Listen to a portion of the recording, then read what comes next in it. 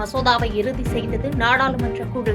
வக்பு மசோதாவின் 14 திருத்தங்கள் பெரும்பான்மை வாக்கு அடிப்படையில் நாடாளுமன்ற கூட்டுக்குழுவால் ஏற்றுக்கொள்ளப்பட்டன.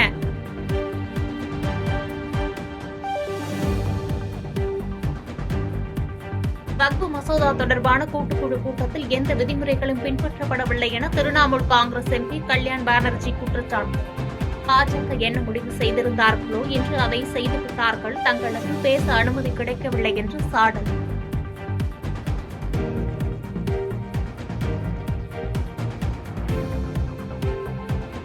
உத்தரப்பிரதேசத்தில் நடைபெறும் மகா கும்பமேளா நிகழ்ச்சியில் மத்திய அமைச்சர் அமித்ஷா பங்கேற்று திருவேணி சங்கமத்தில் நீராடினார்.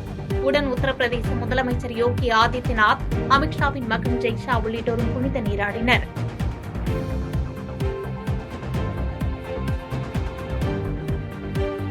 அம்பேத்கர் உருவாக்கிய அரசியலமைப்பை மாற்றுவதற்கு பாஜக, RSS முயற்சி செய்ததாக ராகுல் காந்தி குற்றச்சாட்டு.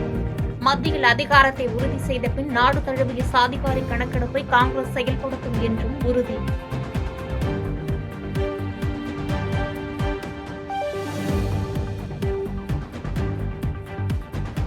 உத்தரகாண்ட் மாநிலம் உத்தரகாசி மாவட்டத்தில் ஏற்பட்ட தீ விபத்தில் மூதாட்டி உடல் கருகி உயிரிழப்பு. 8 முதல் 10 வீடுகள் சேதமடைந்த நிலையில் 25 குடும்பங்கள் பாதிக்கப்பட்டுள்ளதாக தகவல்.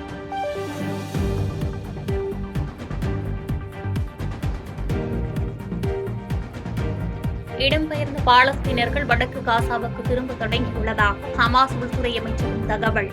ஒப்பந்தத்தின்படி பணைய கைதிகளில் அர்குல் யாகூத் என்ற பெண்ணை ஹமாஸ் விடுவிக்கவில்லை என்று குற்றச்சாட்டு.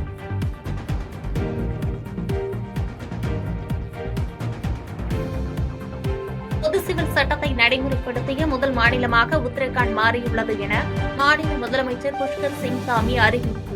பொது சிவில் சட்டம் எந்த மதத்திற்கோ அல்லது பிரிவினருக்கோ எதிரானது அல்ல என்றும் பேச்சு.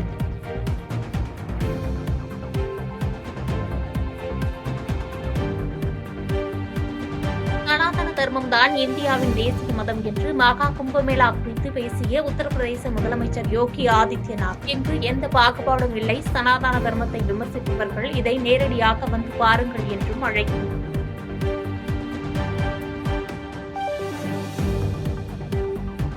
ஆண் பெண் இருபாலரையும் பெற்றோராக கருதி தாழ்த்தப்பட்ட பழங்குடி பெண்களின் வாரிசுகளுக்கு பூர்வீக சாதி சான்றிதழ் வழங்கக் கோரி புதுச்சேரி சட்டசபையை முற்றுகையிட முயன்ற விடுதலை சிறுத்தைகள் கட்சியினருக்கும் போலீசாருக்கும் இடையே தள்ளுமுள்ளு. தொடர்ந்து முதலமைச்சர் ரங்கசாமியை நேரில் சந்தித்து மனு அளித்து கோரிக்கையை வலியுறுத்தினர்.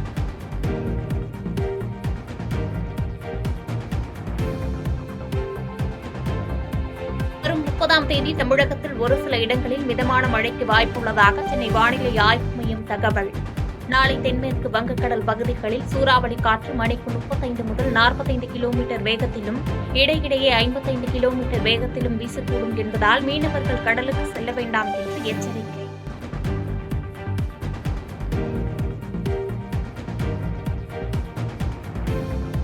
பாதகம் செய்பவரை கண்டால் நாம் பயம் கொள்ளலாகாது பாப்பா. மோதி மிதித்துவிடு பாப்பா, அவர் முகத்தில் உமிழ்ந்துவிடு பாப்பா. அண்மை செய்திகளை உடனுக்குடன் தெரிந்து கொள்ள இணைந்திருங்கள் எம் நாடு தொலைக்காட்சியுடன்.